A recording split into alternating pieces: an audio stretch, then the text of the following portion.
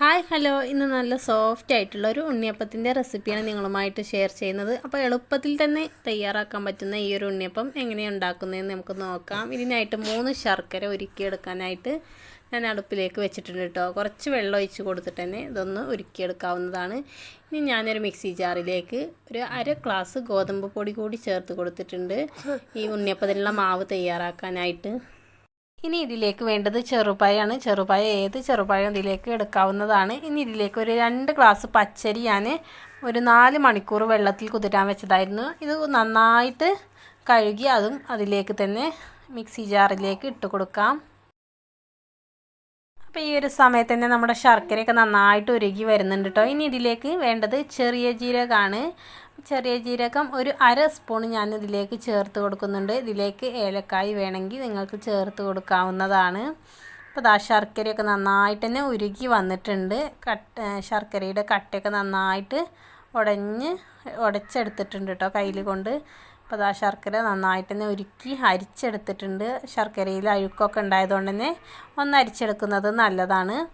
ഇനി ഞാനിത് ഉരുക്കി ചെറിയ ചൂടോട് കൂടി തന്നെ നമുക്ക് ഈ അരിയിലേക്ക് ചേർത്ത് കൊടുക്കാം. എന്നിട്ട് നന്നായിട്ട് തന്നെ മിക്സിയിൽ അരച്ചെടുത്തിട്ടുണ്ട്. ഇനി കുറച്ചുകൂടി ഒന്ന് ലൂസാക്കി എടുക്കാൻ വേണ്ടിയിട്ട് കുറച്ചുകൂടി ശർക്കര പാനി ഒഴിച്ച് കൊടുത്തിട്ടുണ്ട്. അതിലേക്ക് നമ്മുടെ ഒരു മാവ് ഒഴിച്ച് കൊടുക്കാം. അപ്പോൾ കുറച്ചുകൂടി ഒന്ന് ലൂസായിട്ട് കിട്ടിയിട്ടുണ്ട് കേട്ടോ. ഉണ്ണിയപ്പത്തിൻ്റെ മാവ് ഈ ഒരു പരുവത്തിലാണ് നമുക്ക് വേണ്ടത്.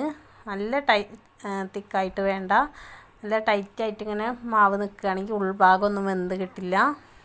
അപ്പോൾ ഞാൻ റെസ്റ്റ് ചെയ്യാനൊന്നും വെച്ചിട്ടില്ല കേട്ടോ. മാവ് ഉണ്ടാക്കിയ ഉടനെ തന്നെ ഉണ്ണിയപ്പം ചുട്ടെടുത്തിട്ടുണ്ട്. എന്നാലും നല്ല സോഫ്റ്റ് ഉണ്ട്. അപ്പോൾ അതുപോലെയൊക്കെ ഒന്ന് ഉണ്ടാക്കി നോക്കിക്കൊണ്ടിട്ടോ. നല്ല സോഫ്റ്റ് ആയിട്ടുള്ള പെട്ടെന്ന് തയ്യാറാക്കാൻ പറ്റുന്ന ഒരു ഉണ്ണിയപ്പം തന്നെയാണിത്. ഇനി ഇതിലേക്ക് വേണ്ടത് ഒരു പിഞ്ച് ഉപ്പാണ്. അപ്പോൾ ഈ ശർക്കരയുടെ മധുരമൊക്കെ ഒന്ന് ബാലൻസ് ചെയ്യാനായിട്ട് ലേശം ഉപ്പ് കൂടി ഇതിലേക്ക് ഇട്ട് കൊടുത്തിട്ട് തന്നെ നന്നായിട്ടൊന്ന് ഇളക്കി യോജിപ്പിച്ചെടുക്കുക. അത് മിക്സി ജാറിൽ ആദ്യം തന്നെ ചേർത്ത് കൊടുത്താലും മതിയാകും.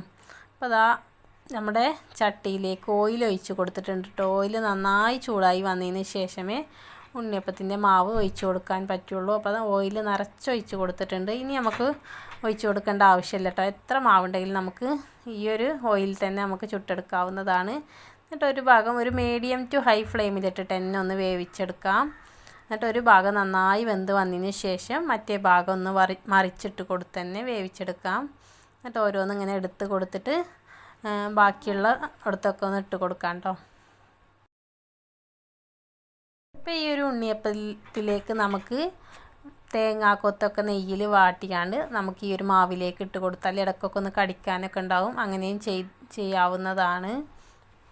അപ്പോൾ ഒരു ഭാഗം വെന്ത് വന്നതിന് ശേഷം മറ്റേ ഭാഗമൊക്കെ ഒന്ന് മറിച്ചിട്ട് കൊടുത്തിട്ട് തന്നെ എല്ലാതും ഒന്ന് എടുത്തിട്ട് ബാക്കിയുള്ള ഭാഗത്ത് കൂടി ലേശം മാവ് ഒഴിച്ച് കൊടുത്തിട്ട് ഇതുപോലെ പെട്ടെന്ന് തന്നെ നമുക്ക് ഒറ്റയടിക്ക് തന്നെ എളുപ്പത്തിൽ ചുട്ടെടുക്കാവുന്നതാണ് കേട്ടോ. ഉണ്ണിയപ്പം നമുക്ക് അധികം പണിയൊന്നുമില്ല, എളുപ്പത്തിൽ തന്നെ നമുക്ക് തയ്യാറാക്കാവുന്നതാണ്. അപ്പോൾ നല്ല സോഫ്റ്റ് ആയിട്ടുള്ള ഉണ്ണിയപ്പം ഇവിടെ റെഡി ആയിട്ടുണ്ട് കേട്ടോ.